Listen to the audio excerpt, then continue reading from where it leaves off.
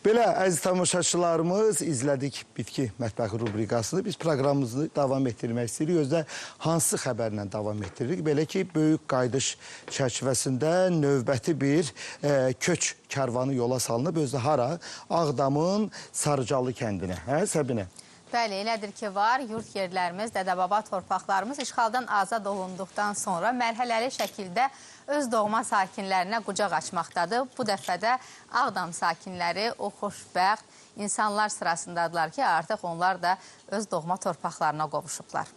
Ağdam rayonunun yenidən qurulan Sarıcalı kəndinə köç edənlər ölkənin müxtəlif yerlərində, əsasən yataqxanalarda, sanatoriya və inzibati binalarda müvəqqəti məskunlaşmış ailələrdir.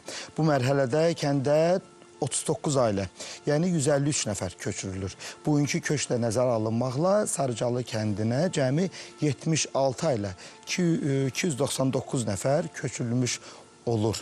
Doğma yurda qayıdan sakinlər hər tərəfli dövlət qayğısı ilə əhatə olunduqlarına görə Prezident İlham Əliyevə və birinci vitse-prezident Mehriban xanım Əliyevaya təşəkkürlərini bildirdilər.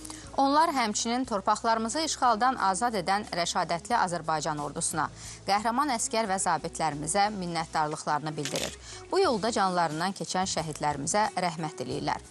Qeyd edək ki, hazırda Qarabağda və Şərqi Zəngəzurda ora köçürülən keçmiş məcburi köçkünlərlə yanaşı, bu bölgədə aparılan layihələrin icrasında çalışan, həmçinin ayrı-ayrı dövlət qurumlarının yerli bölmələrində xidməti vəzifələrini yerinə yetirən, yenidən fəaliyyətə başlamış səhiyyə, təhsil, mədəniyyət, turizm, sənaye, energetika müəssisələrində işləyən ümumilikdə 40 minə yaxın insan yaşayır.